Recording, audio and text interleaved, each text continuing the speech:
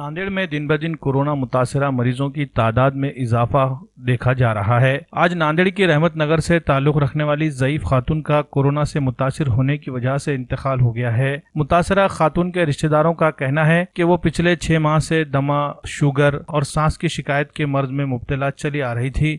अभी अचानक 3 दिन से इनकी तबीयत ज्यादा खराब हुई। उन्हें एक निजी अस्पताल में भर्ती किया गया। यहां इनकी कोरोना जांच की गई तो रिपोर्ट मुस्बित पाई गई। इससे पहले कि इनका इलाज हो पाता वो इंतकाल कर गई। इस तरह नांदेड़ में कोरोना से मुतासिर होकर हलाक होने वाले अफराद की तादाद 3 हो गई है, जबकि कोरोना मुतासरा मरीजों की तादाद बढ़कर 31 तक पहुँच गई है। कोरोना के मरीजों की तादाद में हो रहे इजाफे से जिला इंतजामिया हरकत में आ गई है और अब रहमत नगर उसके अतराफ के इलाकों को भी पूरी तरह से कंटेनमेंट जोन करार देकर सील कर दिया गया है। कारपोरेशन के सफाई मुलाजमीन की जानिब से भी इस इलाके में जरासीम कश दवाइयों का छिड़काव किया जा रहा है। जिला इंतजामिया ने एक मरतबा फिर लोगों से अपील की है कि लोग अपने अपने घरों में रहे और बिला जरूरत घरों से बाहर निकलने की कोशिश न करे।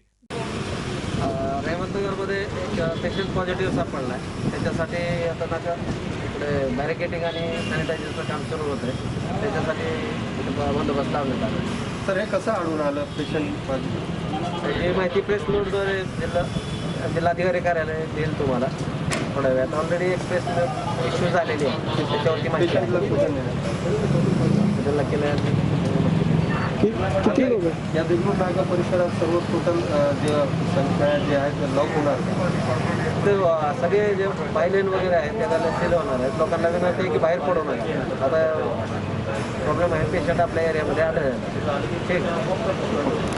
देगलूर नाका रहमत नगर में जो पॉजिटिव जो पेशेंट पाया गया कोरोना, वो खुद की मेरी बहन है जी, और वो 6 महीने से बीमार है। उनकी जो है तकलीफ है सांस में और लंग्स में पानी वानी भर गया है, इसलिए बीमार है। अभी लोटस में एडमिट करे थे 3-4 दिन पर जी। उनका जो ब्लड भेजे थे टेस्ट करने की, जो शेड्यूल आने वाला है कोरोना, तो उसमें ऐसा कोई बात नहीं। और जिस तरह से इस एरिया के रहमत नगर वालों को मैं कहना चाहता हूँ, खास करके खुद नगर के लोगों की जो ये बीमारी से हर आदमी को बचाए, ऊपर वाले ने हम ऐसी दुआ करते हैं और लोगों से अपील करते हैं कि आज जो गाड़े लग रहे हैं और जो धिंगाना चढ़ा इफ्तार के टाइम में, लोगों ने जो हर चीज़ पे एहतियात बरतना चाहिए। आज जो जितनी दूरी हर आदमी रखियाँ उतना सेफ रहियाँ।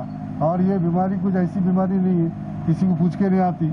अल्लाह मियाँ सबकी हिफाजत करे।